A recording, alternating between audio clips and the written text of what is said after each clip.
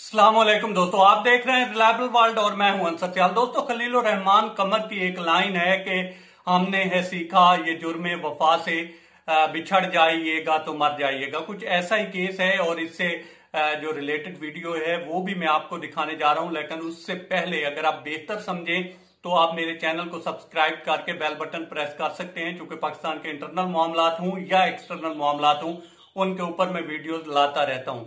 आते हैं अपनी स्टोरी की तरफ। दोस्तों, ये जो वीडियो मेरी राइट साइड पे अभी मैं चलाने लगा हूं, ये केस है जिला कचहरी लाहौर का और इसमें एक जोड़ा जो है वो अदालत में पेश होता है और फिर जो है उस जोड़े के जो रिश्तेदार होते हैं वो सारे उसमें अपेयर होते हैं अदालत में। और पता चलता है जी कि जब वहां पे केस लगता है तो इससे पहले मामलात कुछ और थे, लेकिन केस के बाद मामलात कुछ और हो जाते हैं।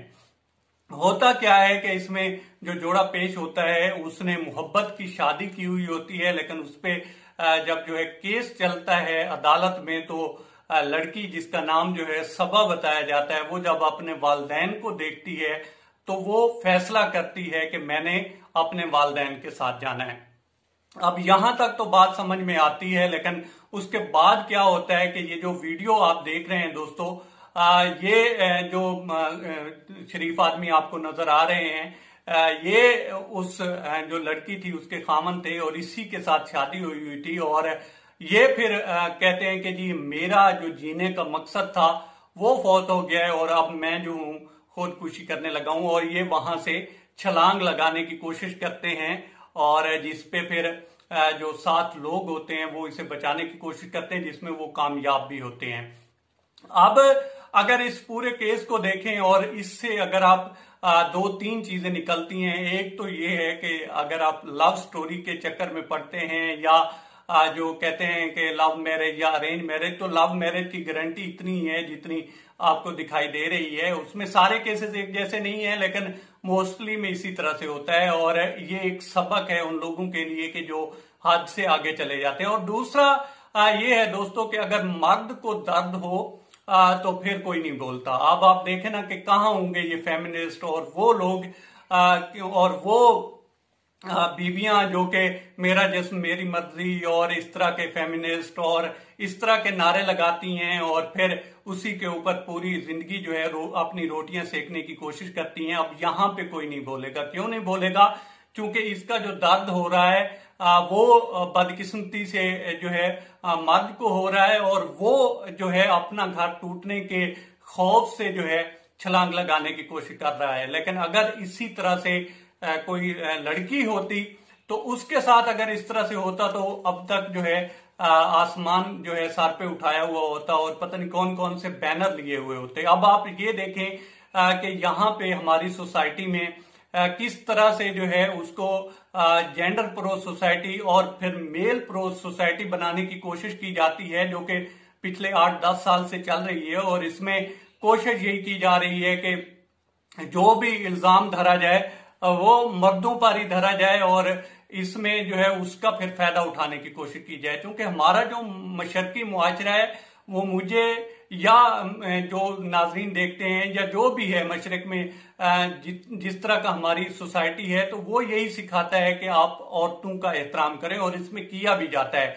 सारे केसेस एक जैसे नहीं होते, लेकिन इसमें कोशिश जो है वो मलाइन करने की जाती है मर्द को, सिर्फ उसको टारगेट बनाया जाता है। अब इधर कोई नहीं बोलेगा, कोई नहीं बात करेगा कि किस तरह से जीने मरने की जो है कस्में खाई गई और उनको फिर तोड़ते वक्त किसकी जो है जिसे आप भावनाएं कह सकते हैं या इस तरह से कोई भी उसको जो है लकब दे सकते हैं, उसको ठेस पहुंची है या जज्बात को कह लें जिसके को ठेस पहुंची है, वो एक मर्द है तो कोई मसला नहीं है। अब इस सिलसिले में कोई नहीं बोलेगा, कोई नहीं बात करेगा और यहां तक कहा जाएगा कि भाई इसको किसने कहा था कि लव के चक्कर में पड़ो और इस चक्कर में जाओ, जो हुआ है ठीक हुआ है, सिर्फ इस वजह से कि वो मर्द है। लेकिन मेरा ये मानना है कि गलतियां किसी से भी हो सकती हैं। मैं अक्सर ये कहता होता हूं कि गलतियां जेंडरलेस होती हैं, वो मर्द से भी हो सकती हैं, औरत से भी हो सकती हैं। इसमें हमें जो सोसाइटी है उसको पोलराइज नहीं करना, उसमें किसी एक धड़े की साइड नहीं लेनी और इसमें ये भी नहीं कोशिश करनी कि जो है सोसाइटी जो है उसको दो हिस्सों में बांट दिया जाए। एक साइड पे जो है मर्दों को खड़ा कर दिया जाए और दूसरी साइड पे औरतों को खड़ा कर दिया जाए और इसी बेस पे फिर रोटियां सेकने की कोशिश की जाए। मेरा ये मानना है कि जो गलतियां हैं वो दोनों साइडों से हो सकती हैं और इसमें इस बेस पे जेंडर बेस पे जो है ये जो कार्ड खेलने की कोशिश की जाती है, मजलूमियत का कार्ड या विक्टिम कार्ड खेलने की कोशिश की जाती है, इसको नहीं किया जाना चाहिए। अब इस केस में अगर आप देखें तो वो पूरी जिंदगी भुगतेगा इसको और इसी बेस पे देखें दुनिया में जो सबसे मुश्किल तरीन काम है, लोग मुख्तलिफ तरह से जो है अपनी राह देते हैं, लेकिन अपने आप को मारना जिंदगी का सबसे मुश्किल तरीन काम है। और ये जो आदमी हैं उन्होंने ये करने की कोशिश की है। ये तो ठीक है, वहां पे मखलूक थी और लोगों ने उसको बचा लिया, लेकिन वो इस एक्सट्रीम पे क्यों पहुंचा है, उसके पीछे रीजन क्या थे, और भी काफी सारे हो सकते हैं। लेकिन उसने अपना घर जो था वो टूटता हुआ देखा है और उसने यहां से छलांग लगाने की कोशिश की है।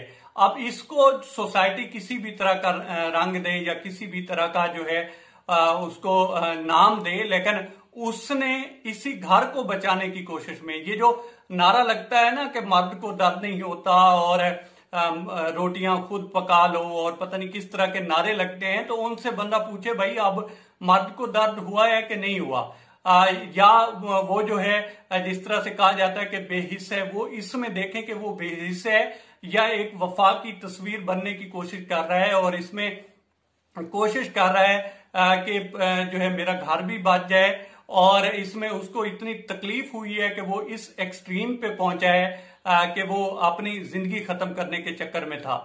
अब इस पूरे मामले को अगर हम समझें तो इसमें एक ही बात समझ आती है कि जो गलतियां हैं वो किसी से भी हो सकती हैं।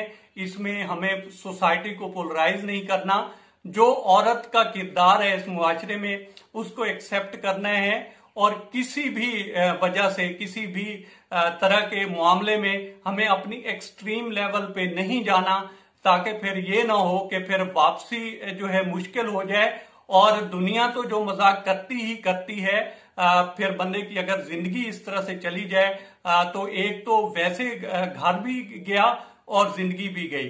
तो ये थी इस पूरे केस की दोस्तों डिटेल जो मैंने आपके सामने रखी।